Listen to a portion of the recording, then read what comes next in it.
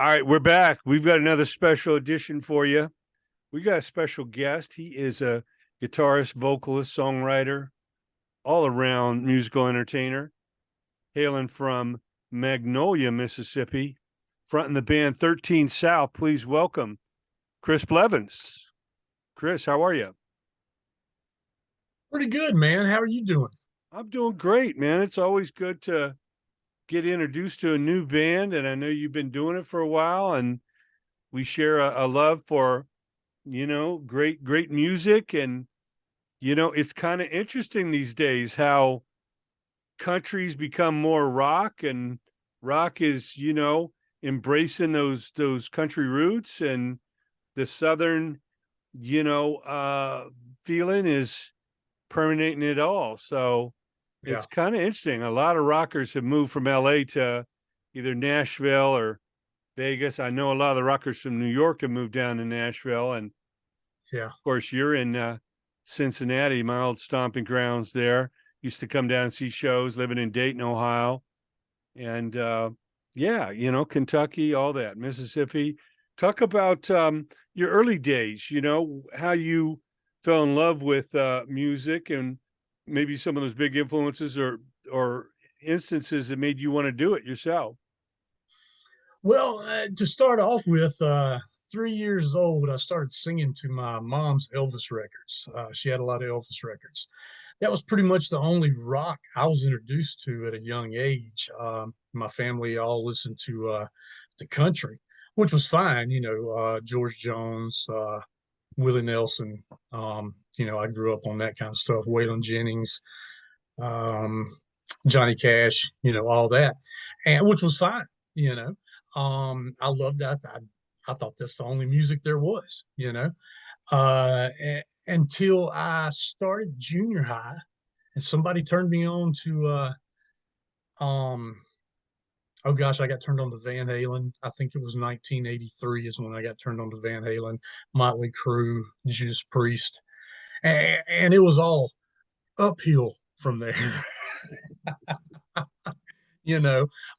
So I was introduced to the guitar, mainly first thing, and then you know honed my vocal skills. I wanted to sing like Don Dokken and Jeff Tate. Um, all those guys. I can't even pronounce the guy's name, but the guy from Steelheart that just had that unbelievable vocal range. Yeah, we call him Um, Millie. Millie, yeah, Millie Geneva's something. I forget what it's Sure. called. We'll call him But Millie for short. yeah, yeah. So yeah. Um, and then later on in my years, I found, I grew up on the 80s and the hair metal, as I guess that's what you want to call it. I know that's not really what it should be called, but um, all the 80s rockers, from rock to metal. And I loved a little bit of it all. I mean, my favorite band actually came out in the late 80s, 89, I believe it was, Junkyard. Um, so, I'm not full on metal or anything like that. And of course, love Southern rock, especially hailing from Mississippi.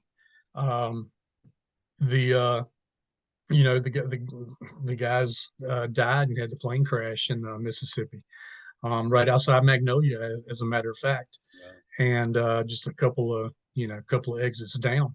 But talking about Leonard Skinner, if y'all don't know who we're talking about, but yeah, it's I've turned full circle back to my roots, writing stuff and playing stuff, and just it doesn't have to be all about the distortion and the how the guitar sounds and this and that and the other. I mean, I'm straightforward, straightforward rock and roll, but it's southern roots. It's in our DNA. We love it. Yeah, well, truth be told, all those big British bands that we loved in the 70s, the Beatles and Stones and Zeppelins and the Who and everything, all their heroes were American Southern blues and soul Exactly. artists, Little Richard and Chuck Berry Oh and Alan yes. Wolf and Oh yeah. BB King and Elvis Presley and Buddy Holly and all that. So, rock and soul and country, it's all kindred spirits. It's my favorite rock singers and bands were always the soulful ones. Yeah. You hear Paul Rogers, or you hear Yes.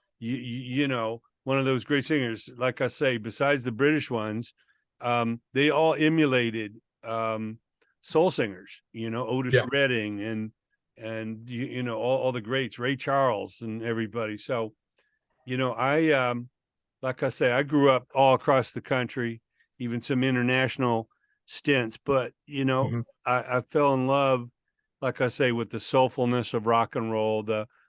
It had the power to move you, touch you. Besides a good lyric and a good voice, it was the soulfulness, in the voice that really did it. And Yeah. like I was telling you earlier, my second arena show I ever saw was the Allman Brothers in Cincinnati. It was an old venue that I'm sure is long gone, man. This was like 70, 72, 73. But fell in love with that music, Greg Allman's voice and Dwayne Allman's slide guitar and Dickie Betts and all those guys. And, Yeah. saw Skinner 4 times on 4 different tours, the original band. Um, That's amazing. That's awesome. yeah, it's a lot of fun. But now I know you have your band in Magnolia, Right. and tell us how they came together. I know you have a partner, right? One of your guys goes way back with you. Yeah. Yeah. Bass player, Bradley Berryhill. He, gosh, I formed a band or started a band back in '97, and got a guy named Kurt Thomas to come in and take over for lead guitar, and he introduced me to Bradley, and Bradley came in '97, the end of '97, and we've been together off and on ever since. Writing and playing music together and all that kind of stuff. So it's been a long ride, and the band was Voodoo 13 here for the last few years, and we just trademark issues and getting signed, we had to change the name, and 13 South just hit right at home. The 13 is my favorite number. That's when I got married, was on the 13th. Not superstitious of anything, pretty much, and the voodoo thing kind of categorized us, and a lot of people maybe looked the other way because of the name. So it was kind of a good thing to change to, I believe. And we went with South because the music we were writing was, it wasn't an intention. It just started coming out. Our southernness, I don't know the word I'm looking for, but our southern roots started coming out in the writing and the guitar playing, and I've always had that southern twang in my voice anyway. Been here in Cincinnati 8 years and still haven't lost it, but lost some of it, but not all. So me and Bradley just, we write good together. Everything just gels good with me and him.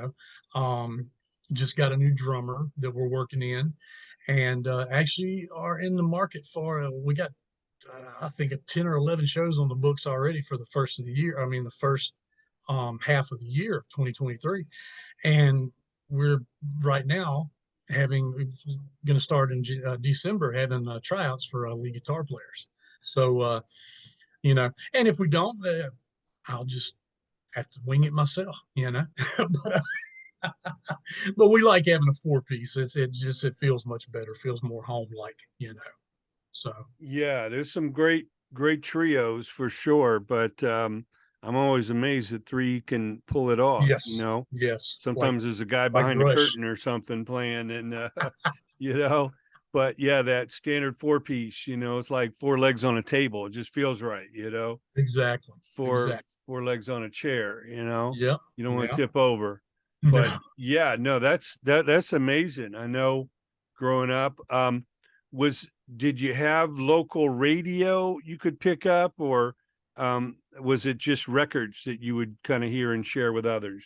No, we had local radio. Most of them were pop channels. When I was growing up, we did have Z106 in Jackson, Mississippi, which played yeah, they played classic rock and some new rock.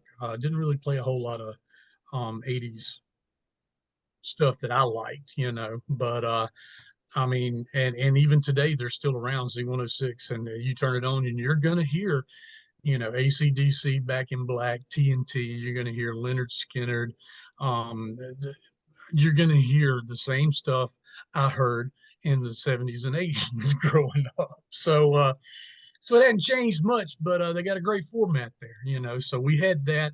We had albums, Um, God, they even had 8 tracks. I know you know that, but cassettes. I cut my teeth on albums, but of course, cassette is where it was after that. Yeah, there's something always special about dropping that needle on a piece of black Oh, plastic and hearing that little static before the yes, song came booming in. But yeah, it's most definitely. amazing how a younger generation has now, found and discovered vinyl. And Exactly. I just wish it didn't go away, man. We used to get vinyl records for like $3.99, $4.99. Now it's like a specialty item. They're like $30 or something, 25. Yes, It's exactly. crazy. But I, I that's go the, out on. Oh, go ahead. oh, go ahead. Oh, I was going to say I go out on the road and do merch for John Corabi and Enough's Enough and some other bands and yeah, they're selling their vinyl for $40 a piece on the road, you know, and and I'm just like, wow, that's up there. But I mean, it costs, gosh, almost between 30 and 35 to get one. I mean, to get them made, each. So I'm sure there's some cheaper out there, but it's ridiculous nowadays. Yeah, there's a big backlog. Some of the vinyl plants closed, when it originally Yeah, went out of favor. And I guess it's cost prohibitive for a lot of people to start a new vinyl plant now. yeah, So yeah. they are operating around the clock and definitely raise their prices. But yeah, I saw Karabi out here in LA just a couple weeks ago. He had flown out before he Oh, went back and did some shows with Brother Kane down your way, down yeah, there. yeah. That's right. Damon Johnson, of course, playing Hmm. those Gary Rossington parts in Skinner these days. Hopefully, Yes. Gary's making it back. I saw he did an event Skinner did in Nashville recently. Hopefully, Hmm. he's back on the boards. I'm not But sure. I did just see something where he has pneumonia or something. So is that right? Something yeah, I recent, heard that huh? he was, yeah, something recent the last few days. So I don't know how he's doing or anything. With his age and everything. I mean, it's not good to have pneumonia, but so Yeah, no, people pass from the flu, from oh yeah, COVID. I yeah, mean, no doubt. pneumonia is pretty serious. Hopefully, he rebounds, man. He's the last of the dying breed, that's for sure. Yes. But yeah, and of course, Chip's enough, good friend of ours, and Chip is still out there doing his thing, Oh flying the yes. flag. But One of the one of the yeah, greatest guys in rock and roll, oh man. man, I see they're over in Europe and they got Yep. Australia coming up, and Hmm. yeah, yeah. I got a friend in Nashville. He goes out and does merch. He just did Chris Stapleton and he did Billy Joel. He Oh, does okay. he does some of your markets. I think he was saying he comes up to like Cincinnati or Okay. Pittsburgh or down to Atlanta, or Yeah. Nashville's pretty centrally based.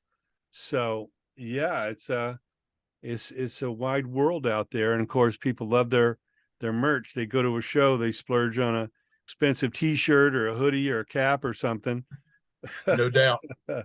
Well, that's awesome, man. So that brings us to the single Okay. Mississippi Way. And Yeah. I just the title, man, to me is like cross between Mississippi Queen and Rocky Mountain Way. So tell us all about it. I know it's a way of life for you down there in the MS. Yes. Yes. It's and it's not just a way of life for Mississippi. We wrote it as Mississippi Way just because that's where we're from. It's our roots and everything. Um, but if you listen to the song, you can actually it's about it's about just having a good time and being young and you know making memories with your friends and stuff. And it could be California way, it could be New York way, Florida way, whatever you want to call it, Louisiana, New Orleans, you know. I mean, it's not subjective just to, Mississippi. Um, I was kind of worried with doing that that it would, classify, and then people would not want to listen to it because of that. Oh well, I'm not from Mississippi. I'm not. That doesn't matter, bother or Well, doesn't it didn't hurt relate Leslie to me. West with Mississippi Queen. I'll put it that Right, way, you right, know. exactly. So, so I went ahead and did it that way. And yeah, like I said, like you said, yes, it's a way of life, but it's a way of life for anybody, anywhere. Now, not everybody lived that kind of life, having fun and all that kind of stuff.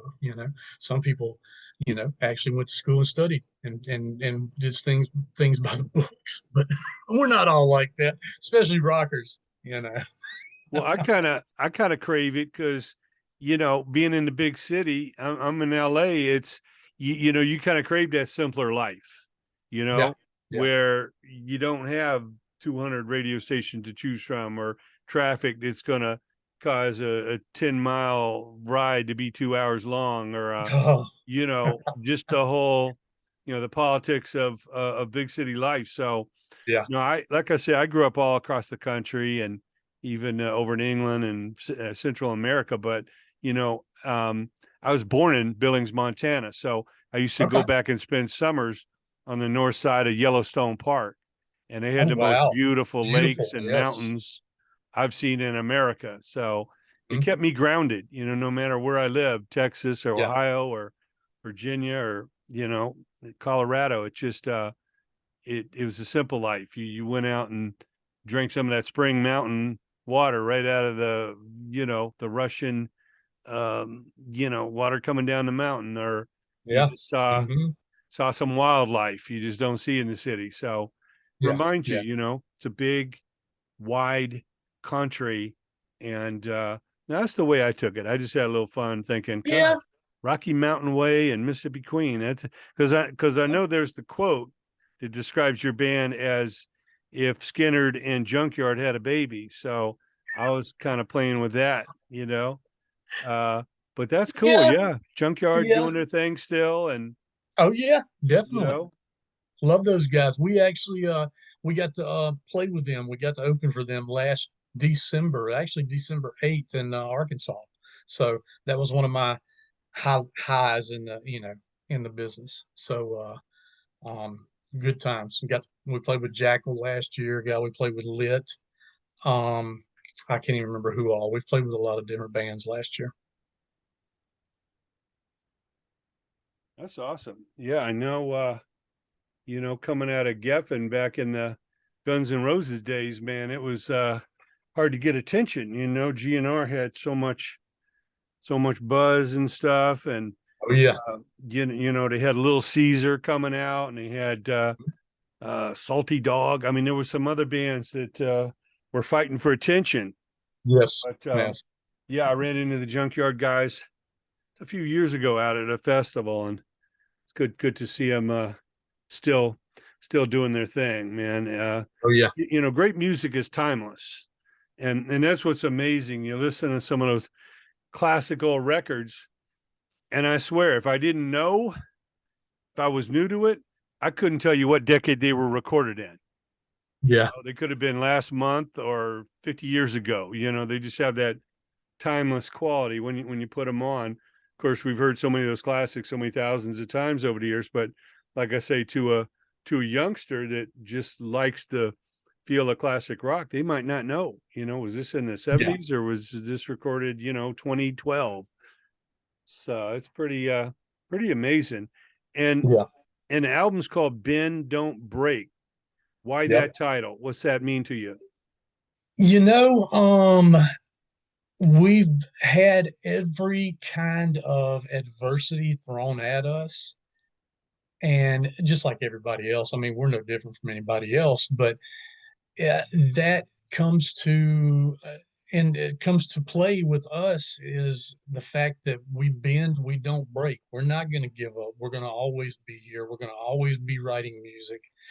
and putting music out there for people, hopefully for people to listen to. And the only way they can listen to it is if other people listen to it, and spread the word. And unfortunately, with streaming, it's nobody's buys music anymore, unfortunately. But that's where it has to go. You have to share it. you know.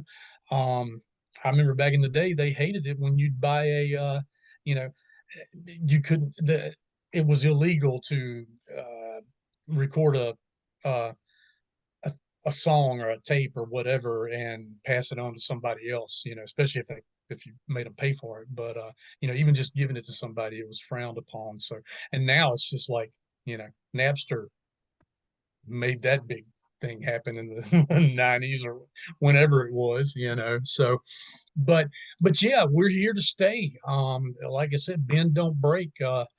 It was that was pretty much a no-brainer, for the album title. Yeah, perseverance, dedication, longevity. It's Exactly. important. Yeah. I've been around a lot of artists that hung in there and their time came, but if they would have had unreal expectations in the beginning, they would have all given up and gone back to digging ditches or something, It's just No like they doubt. say, every dog has its day. You just gotta You're you right. gotta be there. But if you do it for the love of it, you don't have that tick-in expiration clock, Yeah. Yeah. staring at you. It's Well, like, I had that for a while, and I think we both did, me and Bradley, but you know, um, we overcame that and came to our senses and we're like, you know what, let's just make music. And if people like it, they like it. If they don't, they don't. I mean, we're we're hoping people like it, but we're not writing for we're writing for ourselves, We're writing what makes us happy and in hopes of people to like it, you know. I know I've heard some people say, "Oh, well, we write what people want to hear," and you don't know what people want to hear, or at least I don't. But we'll see. So yeah, no, that's awesome. And I know you've been out there and you played with a lot of the greats like Jackal and Buck Cherry and Blacktop Mojo and Blackstone Cherry and yeah, a bunch of the greats. So obviously it's working and lots of potential with this. You even played with Alice in Chains. I just saw them on their summer yeah, tour. yeah. We actually played a festival with them back in 2006. So that was up in Boston at Loco Bazooka Fest, where actually Godsmack got discovered. So Yeah. Well, that's beautiful. And what is the social media? Where can people go to check out your band and get more information and follow the progress? most everything is 13 South Music. Like our website is 13southmusic.com. Facebook is 13 South Music.